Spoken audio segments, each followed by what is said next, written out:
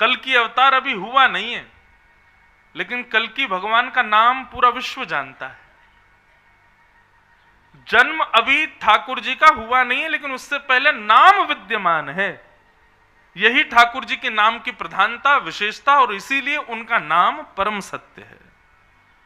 कलयुग केवल नाम आधारा। कलयुग में नाम को आधार क्यों कहा गया? नाम एक नौका है, नदी पार हो जाएगी उस नौका पे बैठने से। इसी नाम के सहारे सूरदास जी ने ठाकुर जी को पाया, इसी नाम के सहारे ध्रुव प्रहलाद ने ठाकुर जी को पाया, इसी नाम के सहारे भक्तिमती मीराबाई ने ठाकुर जी को पाया। किसी ने भी सीधे ठाकुर जी का दर्शन नहीं किया, नाम का आश्रय लिया, और उस नाम के आश्रय से सब हो गया। इसलिए कभी कभी मन में भाव आता है कि श्री वेदव्यास जी महाराज ने भगवान के नाम को वंदन किया। सत्यम परम धीमहि, मैं परम सत्य भगवान के नाम को वंदन करता हूं। नाम में बड़ी सामर्थ्य है। भूत पिशाच निकट नहीं आवे। कब? महावीर जब नाम सुनावे। केवल नाम। साइंस में, विज्ञान में दवाई खानी पड़ेगी तभी रोग दूर होगा, लेकिन हमारे हिंदू वैदिक सनातन धर्म में कवचों का पाठ कर लो, स्तोत्रों का पाठ कर लो, या पाठ सुन लो, उससे बीमारी ठीक हो जाती है। गंभीर बीमारी हो गई किसी को, क्या करो? बोले उसके लिए एक काम करिए, ब्राह्मणों को बैठा करके और उनके नाम से जो है महामृत्युंजय का पाठ करा लो, और कितनों को लाभ हो जाता है, ठीक हो जाते हैं लोग, स्वस्थ हो जाते हैं। नाम में कितना प्रभाव है हमारे यहां।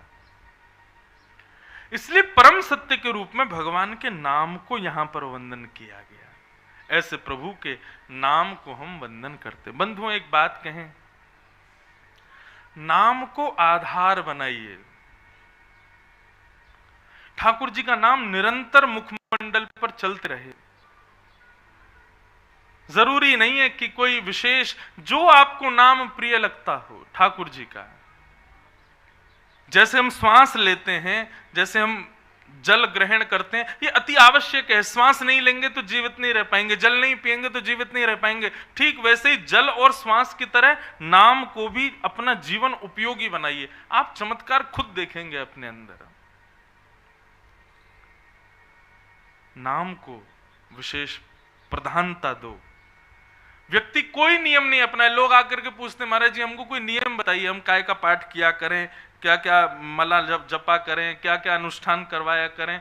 देखो, एक बात सदैव याद रखना, ज्यादा नियमों में पड़ोगे तो फंसोगे। बहुत ज्यादा नियम नहीं होने चाहिए। कई लोगों के इतने नियम होते हैं कि उनकी वजह से सब परेशान होते हैं। और ऐसे नियमों वाले हर घर में एक व्यक्ति तो होता ही है। हनुमान चालीसा का पाठ चल रहा है, हनुमान चालीसा के पाठ के बाद फिर दुर्गा सप्तशती का पाठ करेंगे, दुर्गा सप्तशती का पाठ, फिर गणेश जी के उनके स्तोत्रों का पाठ करेंगे, फिर उसको रखने के बाद फिर नारायण कवच का पाठ करेंगे, उसको करें, रामायण जी की चौपाई पढ़ेंगे, फिर उसे सुंदरकांड का पाठ करेंगे, और पाठ करते भी जाएंगे। बीच में ब्रेक मिलता है, चाय पी आते हैं, उसी बीच में ब्रेक मिल के पपीता खाए आते हैं, उसी बीच में ब्रेक मिलता है, दूध पी आते हैं, और नियम उनके चल ही रहे हैं। नहीं अभी नहीं कर सकते, अभी नियम चल रहा, अभी सुंदरकांड रह गया हमारा।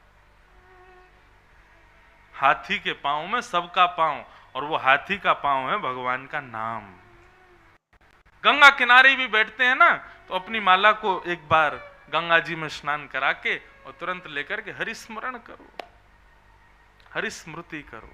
हरिस्मरण सर्व विपद विमोक्षणम, सब विपत्तियों से विमोक्ष कर देता है हरि का स्मरण। हरि नाम, कृष्ण नाम, गोविंद नाम, गोपाल नाम, इस नाम का आश्रय लीजिए। परिवर्तन आप देखेंगे स्वयं में।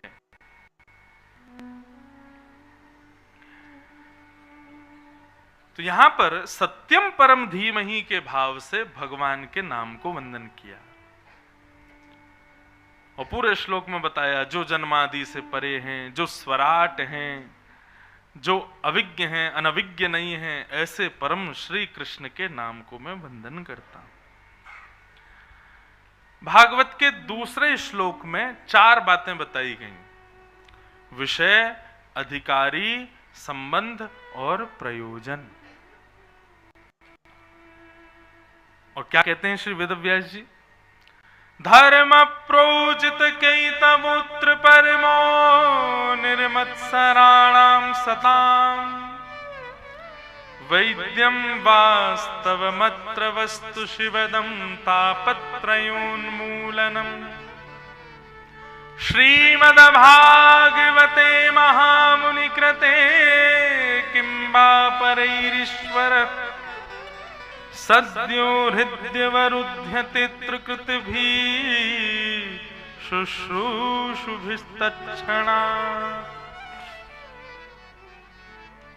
सबसे पहला भागवत का विषय, बहुत ध्यान से सुनिए। यहां पर इतने लोग बैठे हैं, आप लोगों को जब पता चला कि ऋषिकेश में कथा होने वाली है, आप सब लोग आए, अपने अपने घरों से आए हैं। किस कामना से आए हो? आपके मन का भाव क्या है? कथा सुनने के पीछे आपकी परिकल्पना क्या है? आपका विचार क्या है? आपका जो कोई भी विचार हो, लेकिन श्रीमद् भागवत आज्ञा करती हैं कि भागवत श्रवण के श्रोता का एक ही भाव होना चाहिए कथा सुनने के पीछे। ये कथा सुनने से मेरे पितृ मुक्त हो जाएं, ये कथा सुनने से मेरा व्यापार ठीक हो जाए, ये कथा सुनने से मेरे रोग दूर हो जाएं, ये कथा सुनने से मेरे घर में जो भी कलेश चल रहे हैं वो ठीक हो जाएं। इन सब कामनाओं से कथा कभी मत सुनिएगा। हम आपको हाथ जोड़ के निवेदन करते हुए कहते हैं, भागवत जी का पाठ करवाइए, ब्राह्मण देवताओं को बढ़िया दक्षिणा दीजिए, लेकिन संकल्प जब होता है तो उस समय पर आप आदि संसार की बातों को मत कीजिए। ब्राह्मण देवता तो पूछेंगे, उनका धर्म है कि आप क्यों करवा रहे हैं पाठ। आप स्पष्ट कह दोगे कि हम इसलिए, हम व्यापार वृद्धि के लिए करवा रहे हैं। उसी समय श्रीमद् भागवत का पूर्ण फल नष्ट हो जाता है। श्रीमद् भागवत की कथा किसी भी कामना से नहीं होनी चाहिए, निष्काम होनी चाहिए। यदि कभी ब्राह्मण देवता कहें कि आप किस लिए भागवत का पाठ करा रहे हैं, किस लिए अनुष्ठान करा रहे हैं, किस लिए गंगा स्नान कर रहे हैं, किस लिए कर रहे हैं सब, उस समय हाथ में जल लेकर के केवल एक भाव कीजिए कि श्री कृष्ण चरण कमलों में हमारी प्रीति हो। इसी भाव से हमको कथा सुनाइए, इसीलिए हमारा पाठ कीजिए। आप सही मानिएगा, इस भाव से आपने कोई अनुष्ठान आदि कुछ करवाया ना, आपके सारे भाव इसी में पूर्ण हो जाएंगे। कृष्ण मिल गए, अब और किसी वस्तु की क्या इच्छा? अपने पितरों की मुक्ति की कामना के लिए भागवत की कथा करवा रहे हैं या भागवत का पाठ करवा रहे हैं। सही मायने में जिस दिन आपने ब्राह्मण देवता को फोन करके कहा कि हमारे पितरों की मुक्ति के लिए पाठ करना है, उसी समय आपके पितृ मुक्त हो गए। पाठ के बाद मुक्त होंगे ऐसा नहीं है। जिस दिन आपके हृदय में कामना उत्पन्न हुई ना कि हमें अपने पितरों की मुक्ति के लिए या किसी भावना के लिए हमको कथा करानी है, उसी समय पितृ मुक्त हो जाते हैं।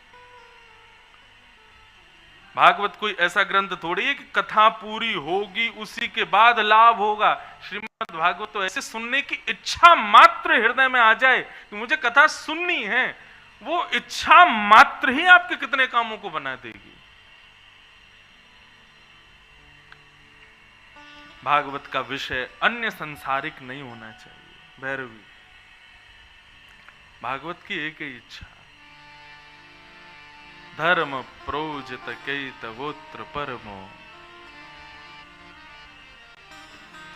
परम धर्म में हमारी प्रवृत्ति हो, इस कामना से हमको कथा सुननी चाहिए। अब परम धर्म किसे कहते हैं? देह और हमारा चित्त, ये दो अलग वस्तु हैं।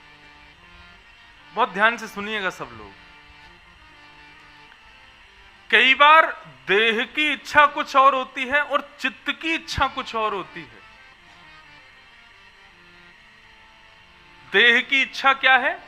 देह की इच्छा है कि बढ़िया बिस्तर पर पड़े रहो, सोते रहो, आनंद से आराम करते रहो। लेकिन चित्त की इच्छा क्या है? थोड़ा उतर के जामे, सिड्डी उतर के थोड़ा नीचे जामे, गंगा जी में जाके बैठ जाएं, थोड़ा आनंद करें।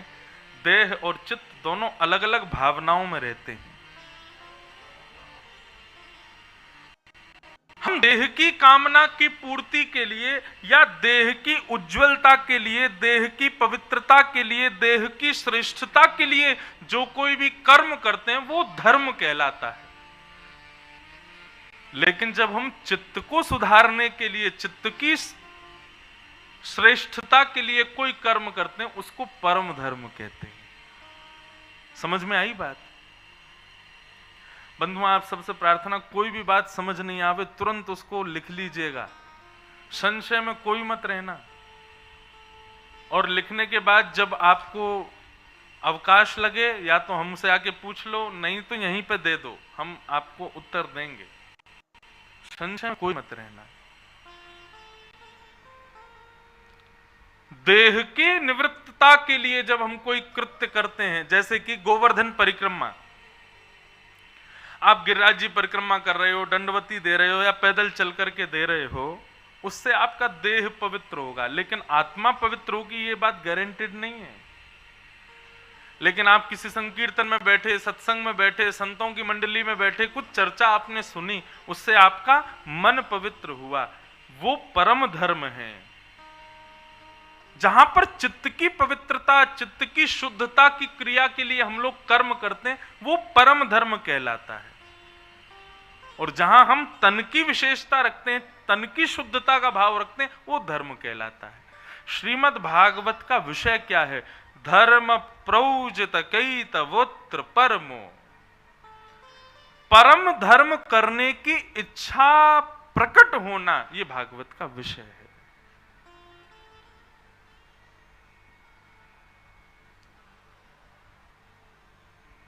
आत्मा की निवृत्ति, चित्त की पवित्रता, इन विषयों को केंद्र में लेकर के जो हम कृत्य करते हैं वो परम धर्म कहलाता है। सीधी बात, हमारे शरीर का सम्मान हो, शरीर का कल्याण हो, वो धर्म, लेकिन हमारी आत्मा पवित्र हो, आत्मा का कल्याण हो, वो परम धर्म। आपने बिजनेस किया, नाम कमाया, यश वैभव सौरत कमाई, 3 समय की रोटी कमाई, एक समाज में अपना नाम कमाया, ये आपने धर्म किया है। लेकिन मृत्यु के बाद आपकी आत्मा को भगवान शिव भी आशीष दे रहे हैं, नारायण भी आशीर्वाद दे रहे हैं, देवता भी उसको अपने वैकुंठ में पाकर के आनंदित हो रहे हैं, वो परम धर्म है। इस लोक के लिए जो आपने किया वो धर्म, और परलोक के लिए जो आपने किया वो परम धर्म। समझ में आई बात? तो श्रीमद् भागवत का विषय क्या है? परम धर्म के प्रति इच्छा प्रकट होना, यही भागवत का विषय है।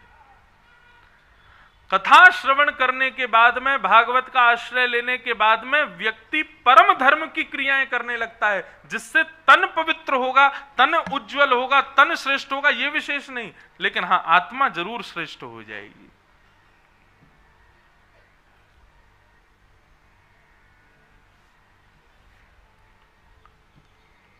सब लोग सावधानी से सुनो, इधर देखो, यहां देखो, कथा सुनो। एक सेकंड के लिए भी इधर उधर नहीं हुआ करो। मैं जैसे आपको देख रहा हूं, आप भी मुझे देखो, ना आपको मेरी नजर लगे, ना आपको आपकी मुझे लगेगी। हाँ, आप इतनी दूर से मुझे ही देखने आए और मैं इतनी दूर से आपको ही देखने आया हूं, इसलिए एक दूसरे को ही देखो।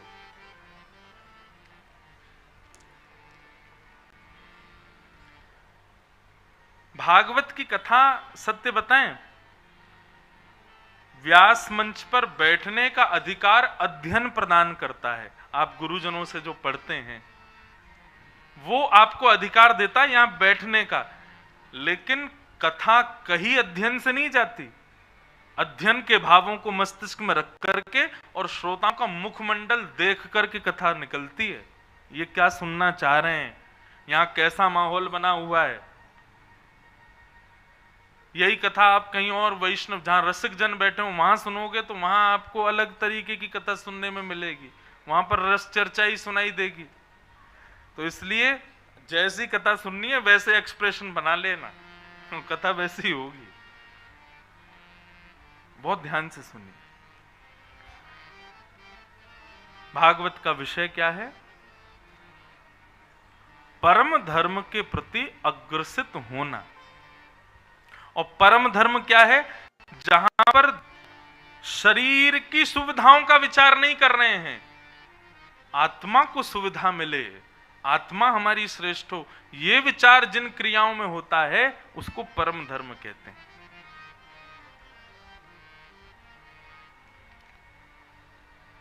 अब आप कथा में बैठे हो, कई लोग नीचे बैठे हैं, कई ऊपर बैठे हैं, जैसे भी बैठे हैं सब लोग बैठे हो, ये आप अपने तन के लिए नहीं बैठे, यहां पर आपके शरीर को कुछ भी नहीं हो रहा है। आप लोग यहां बैठे केवल और केवल अपनी आत्म संतुष्टि के लिए हो। ये परम धर्म है। हम लोग गंगा स्नान करने जाते हैं। कल मैं कथा के बाद गया था, जैसे ही पांव गंगा जी में पधराए तो 2 मिनट को लगे पांव है ही नहीं है। और जब मूड भीतर घुसाया, डुबकी लगाई तो लगा कि एक क्षण के लिए शरीर ही नहीं है। एक प्रकार से गंगा स्नान शरीर मना करेगा कि अरे भाई यहां से बाहर निकालो मुझे, लेकिन हम वहां पर फिर भी पुनः पुनः जा जा करके, ठंड लग रही है, हाथ पांव सुन्न पड़ गए और कटकटी चल रही है, फिर भी हम कूद कूद के नहा रहे हैं। क्यों? आत्मा की प्रसन्नता के लिए। ये गंगा है, ये जल नहीं है, ये साधारण नदी नहीं है, साक्षात गंगा है, भगवान के चरणों का चरणोदल है, ब्रह्मा के कमंडल से उत्पन्न है, शिव की जटाओं से प्रकट है। देखो, ब्रह्मा विष्णु महेश तीनों का स्पर्श है गंगा को। नारायण के चरण, ब्रह्मा का हृदय और शिव का मस्तिष्क, तीनों का प्रवेश, तीनों का स्पर्श है गंगा को। हम अभी बद्रीनाथ नहीं जा पा रहे, हम अभी केदारनाथ नहीं जा पा रहे, लेकिन बद्रीनाथ केदारनाथ का स्पर्श करके गंगा यहां आ रही है। कितने तीर्थ, कितने दिव्य स्थान उत्तराखंड की भूमि पर, ऊपर पहाड़ों पर है, हम सब जगह नहीं जा पा रहे, लेकिन गंगा सबको प्रणाम करके आपके पास आ रही है। हम इसलिए शरीर का वहां ध्यान नहीं धरते। तुझे ठंड लगे तो लगे, तू कप कपाए तो कप कपाए, तेरे हाथ पांव टूटे तो टूटे, हम तो कूदेंगे। ये कहने को एक मजाक की बात है, लेकिन यहां पर यदि आप गंभीरता से इस पर विचार करें तो आप वहां पर देह के अभिमान को भूल करके अपनी आत्म प्रसन्नता के लिए गंगा में प्रवेश करते हैं। यही परम धर्म है। आप अपने मित्रों को कथा में लेके आओगे ना, पहली बार को मना करेंगे, अच्छा ऋषिकेश जा रहे हो? बोले हाँ। क्या कथा सुनेंगे? आप सुनना कथा, हम तो डोलेंगे। वो कोई नहीं, एक दिन सुन लेना, तुम्हारा मन करे तो। हाँ ठीक है, पीछे बैठ के सुनेंगे। अब पीछे बैठ के वो कथा तो सुनते हैं, अब उनके लिए प्रायोरिटी देह है, उनके लिए चित्त प्रायोरिटी नहीं है। उनको ये है कि देह को घुमाना है। लेकिन जब वो कथा में बैठते हैं और थोड़ी बहुत देर कथा सुनते हैं तो उनके चित्त को प्रसन्नता होने लगती है। तब उनको लगता है देह का सुख सूक्ष्म है, चित्त को जब सुख मिलता है वो ब्रह्मानंद के समान होता है। आगे आगे बैठ के कथा सुनने लगते हैं। फिर ये परम धर्म।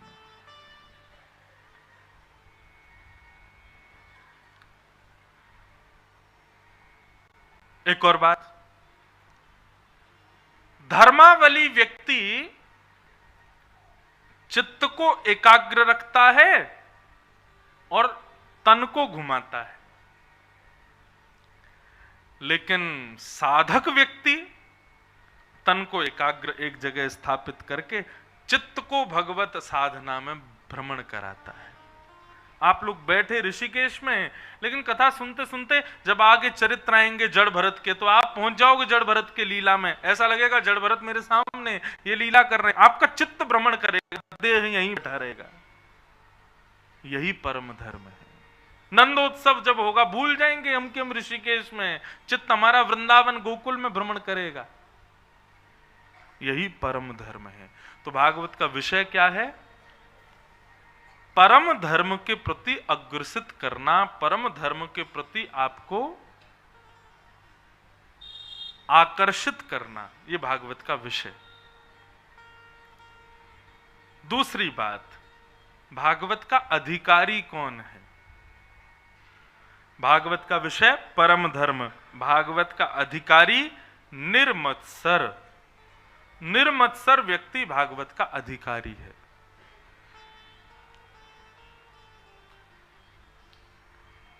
आप सब लोग यहां बैठे हैं, लेकिन वास्तव में मैंने एक बात आज कथा के प्रारंभ में कही, आप कथा को स्वीकार करो, ये साधारण बात है। कथा आपको स्वीकार करे, ये विशेष बात है। कथा को सब सुन सकते हैं, लेकिन कथा किसको स्वीकार करती है? जिसके हृदय में निर्मत्सरता हो। और निर्मत्सरता किसे कहते हैं? एक दोष होता है मानव का, और वो दोष होता है मात्सर्य दोष। मात्सर्य दोष कैसा होता है? इसमें व्यक्ति अपने दुख से कम दुखी होता है, दूसरे के सुख से ज्यादा दुखी रहता है। वो इतना सुखी क्यों है? वो इतना सुंदर क्यों है? वो इतना अच्छा क्यों लग रहा है? वो इतना बढ़िया क्यों कर रहा है? वो इतना अच्छा कमा क्यों रहा है? उसके पास इतनी सब उपलब्धियां क्यों हैं? हम इसी बात से चिंता में बैठे हैं कि उसके पास ऐसा क्यों है। ये निर्मत्सर व्यक्ति का लक्षण है। ये ऐसे व्यक्ति मात्सर्य दोष से जो युक्त हैं, उनको कथा स्वीकार नहीं करती।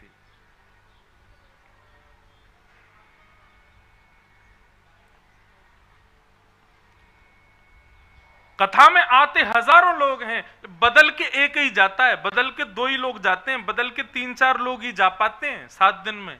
क्यों? क्योंकि उन 4 लोगों को कथा ने स्वीकार किया। और वो स्वीकार के पात्र कब बने? जब उन्होंने हृदय से मात्सर्य दोष निकाला। और एक बात कहें, प्रश्न हो सकता है, महाराज जी ठीक है, मात्सर्य दोष हमारे अंदर कैसे जाए? हमारे भीतर मात्सर्य है, हम कैसे उस चीज को? 2 चीज आपको करनी पड़ेंगी। पहला तो संग सुधारो, अपना वातावरण सुधारो। और दूसरी बात, थोड़ा प्रयास करो किस चीज का? कि सब में गुण देखो।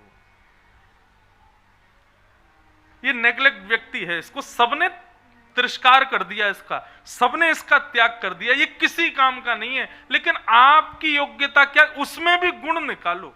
क्योंकि संसार में ब्रह्मा किसी को भी अगुण नहीं भेजते, सबके अंदर एक गुण तो होता है। हम लोग कहते हैं ना, हमारे परिवार का कोई दुष्ट प्रवृत्ति का व्यक्ति होता है, जो किसी का सम्मान नहीं करता, किसी के प्रणाम नहीं करता, किसी जगह अच्छे से नहीं रहता, उसके भी कई लोग परिवार के कहते हैं, महाराज जी है तो ये ऐसा ही, किसी को प्रणाम वनाम नहीं करता है, ऐसे ही है, लेकिन महाराज जी वैसे दिल का अच्छा है, कभी आप इससे बात करो तो अच्छे से सब बात करता है, करना तो चाहता है, लेकिन पता नहीं क्यों इसकी उसमें गुण है ना। आपका जन्म यदि पृथ्वी पर हुआ है तो ऐसा हो ही नहीं सकता कि आप में कोई गुण ना हो। रावण के दुर्गुण सब बताते हैं, ये दुर्गुण, ये दुर्गुण, ये दुर्गुण, ये दुर्गुण, लेकिन उस रावण में भी गुण हैं।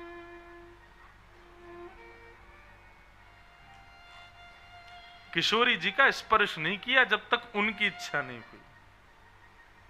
रावण ने स्पष्ट कहा था, आपका स्पर्श मैं तब करूंगा जब आप मुझे स्वीकार करोगी, तब तक आपको छूंगा नहीं मैं। था तो राक्षस, और राक्षस इतनी मर्यादा का कहां पालन करता है? राक्षस इतना विचार कहां करता है? जिसको पकड़ना है, जिसको मारना है, जिसके साथ जो करना, राक्षस के लिए तो सब छूट है। लेकिन रावण इतना भी विचार कर रहा है, ये उसका गुण था, और इसी गुण की वजह से उसकी मृत्यु जगत नियंता जगदाधार राम के हाथों हुई। उसकी मृत्यु योग्य थी। सब में गुण देखो, अयोग्य कोई नहीं है इस संसार में।